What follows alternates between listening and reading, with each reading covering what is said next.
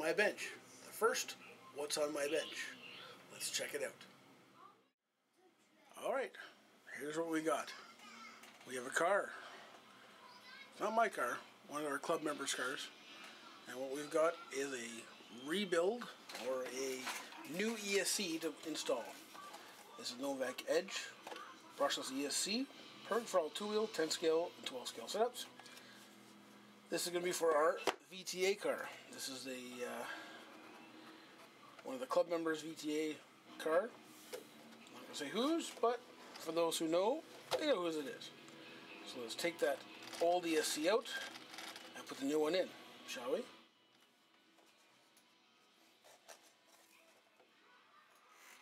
So, what's in the box?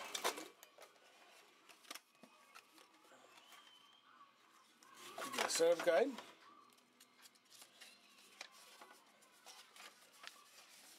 Which, of course, you know we're going to read. Right? Right? Yeah, right. Anyway, piece of foam. Keep this stuff handy. You never know when you're going to want it. The ESC, which comes with bullet connectors for the motor, a power switch, lead to plug into your receiver, already plugged into the ESC, a longer version of that same lead, so if you need to go further, they give you the longer version, built-in capacitor, and motor wires.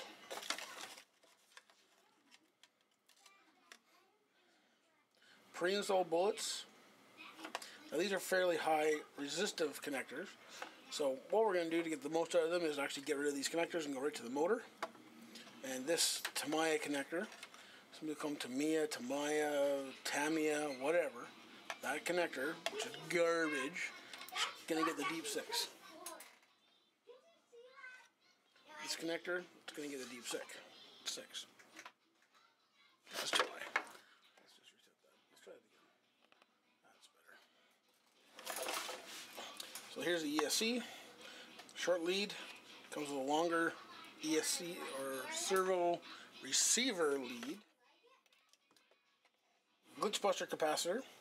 Because anybody running Spectrum is going to need one of these. If you're not running Spectrum, good for you. And these high resistive connectors. So it's a nice little small footprint. You can see it in my hand here. Nice and tiny. Built off the old Mongoose 18th scale ESCs. It's actually identical. They got a new heat sink here. The Mongoose I used for years and years and years and years. Beautiful ESC. They just basically updated it with a new LED and push button on here instead of on the switch. And it's just a nice little ESC, nice and small. Perfect for your stock racing.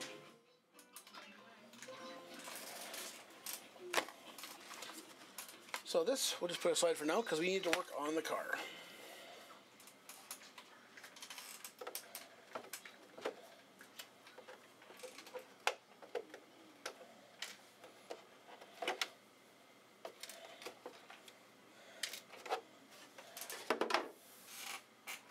So here in front of you we have the TC6.1. Not the factory edition, mind you, but it's still a very good car. All carbon fiber. This one is running the Boss motor and a Hobby King, but just only ran it for a week just to get going. I see this wheel here has got a lot of play side to side. That one's not too bad. That's just got some servo play. So we're going to take a look at that after. But first of all, we're going to concentrate on this ESC in this deplorable state of wiring. We're going to do this the right way.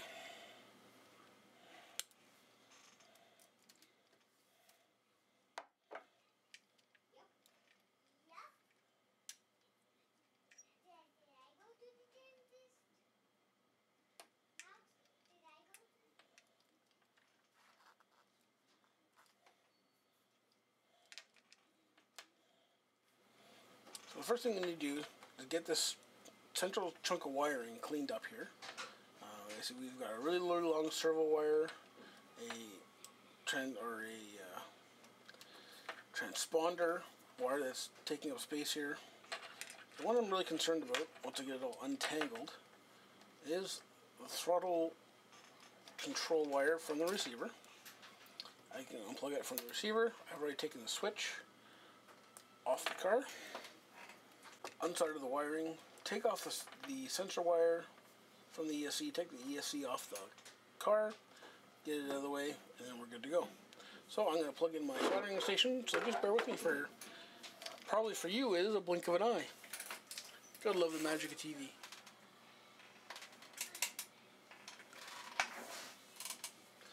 So this is my soldering station that I'm using right now, my one of choice.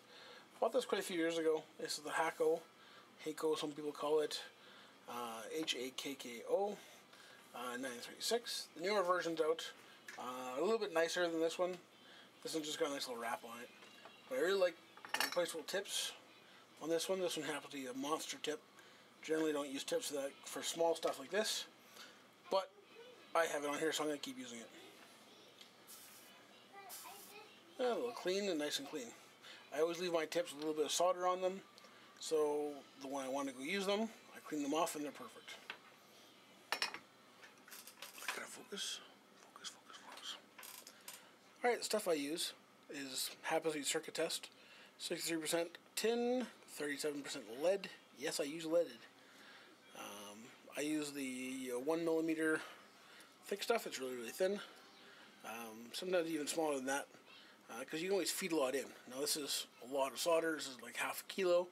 So yeah, it lasts a long time. But you end up using quite a bit as you go. So I usually have a little holder set up somewhere so I can just pull off what I need and wrap it back on when I'm done. So if I do any soldering, I always make sure to coat the tip. Make sure it's got some solder on it. I'll bring the car over and start desoldering.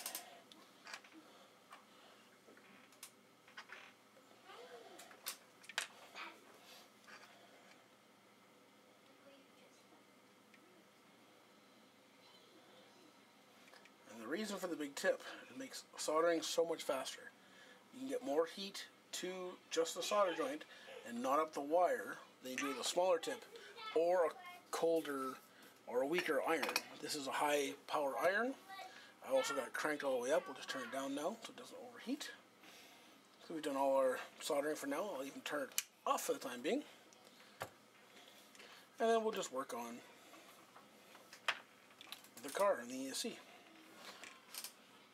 A small flat bladed screwdriver is very handy to get into the tape holding on the ESC. You can usually just get under there and give it a little pry. Sometimes it's harder than others, but this stuff I use is really good. It's called Parma tape.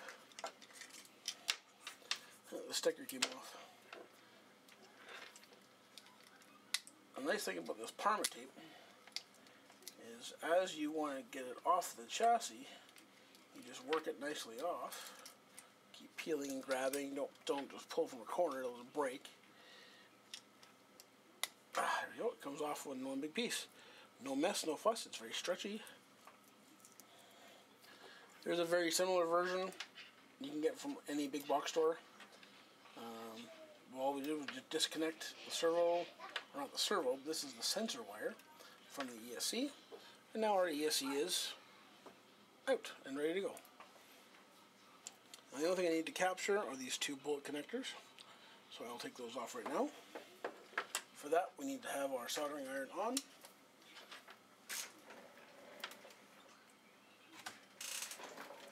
Grab my handy dandy hobby knife and we'll cut off the shrink wrap.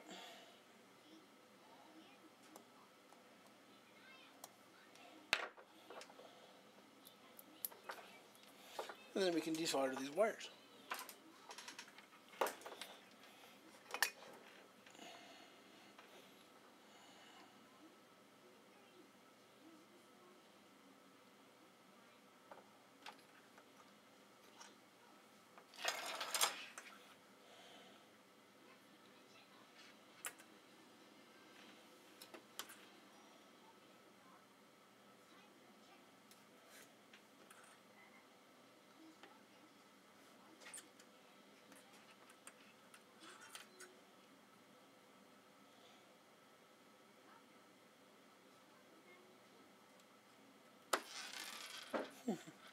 and sometimes it takes off on you.